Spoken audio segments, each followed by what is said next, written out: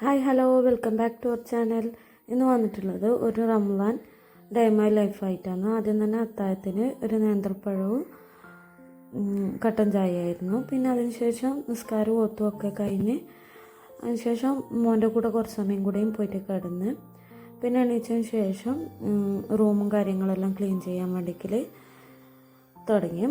ബെഡ്ഷീറ്റും കാര്യങ്ങളെല്ലാം ഒന്ന് ശരിയാക്കി വെക്കാനെല്ലാം ഉണ്ടായിട്ടുള്ളൂ. വലിയ പൊടിയും കാര്യങ്ങളൊന്നും ഉണ്ടായിട്ടില്ല.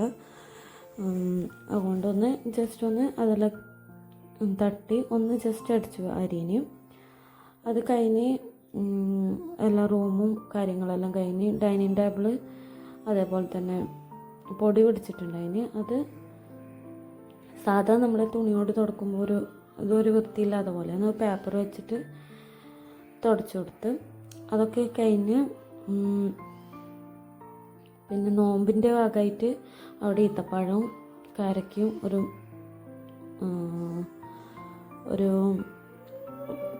പാത്രത്തിലാക്കി വെച്ചിട്ടുണ്ട്. അതുപോലെ തന്നെ സ്റ്റോർ റൂമും കാര്യം നല്ല ഉണ്ടായിരുന്നു. അതൊക്കെ വൃത്തിയാക്കി കഴിഞ്ഞ് അങ്ങനെ അതൊക്കെ കഴിഞ്ഞ് മുകളിലേക്ക് തുണി കുറച്ച് ആറിയിടാനും അലക്കാനും എല്ലാം ഉണ്ടായിന്. അതൊക്കെ ഇടാൻ പോയി.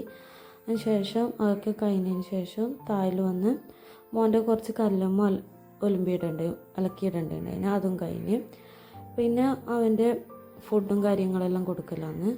എങ്ങനെ കഴിക്കുന്നുണ്ടായിട്ടില്ല. അതിന് വേണ്ടിയിട്ട് കുറച്ച് സമയം ഫോണ് കാണിച്ചു കൊടുത്തിട്ടാണ് കഴിക്കുന്നുണ്ടായിന്. അതൊക്കെ കഴിഞ്ഞ് കുറച്ച് ടൈം എടുത്ത് അതും അപ്പം ഫുള്ളാക്കാനൊന്നും നിന്നിട്ടില്ല. കുറച്ച് സമയം ഉറങ്ങി എണീച്ച് അതിനുശേഷം മുന്തിരി വേണമെന്ന് പറഞ്ഞിട്ട് മുന്തിരി ഒരു കുപ്പിയിലാക്കി കൊടുത്ത്. കാരണം അല്ലെങ്കിൽ പാത്രത്തിലാവുമ്പോൾ ഇങ്ങനെ ചാടിക്കളിക്കുകയും ചെയ്യും.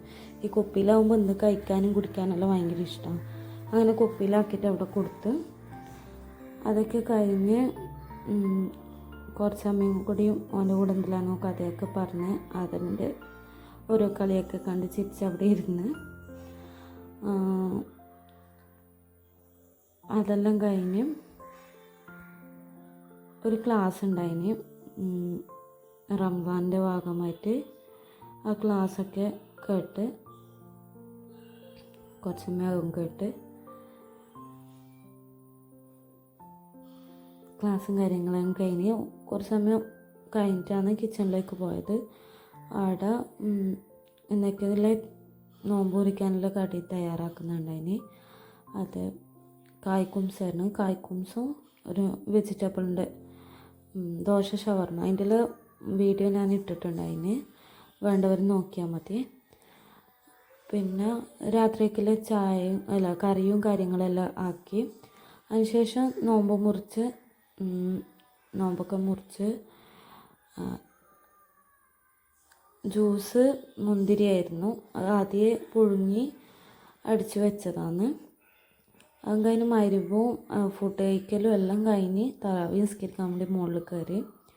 അങ്ങനെ നോമ്പ് മുറിച്ചതിന് ശേഷം അധികം വീഡിയോ ഒന്നുമില്ല. എൻ്റെ വീഡിയോ ഇഷ്ടമായെങ്കിൽ പ്ലീസ് ലൈക്ക് ഷെയർ സബ്സ്ക്രൈബ്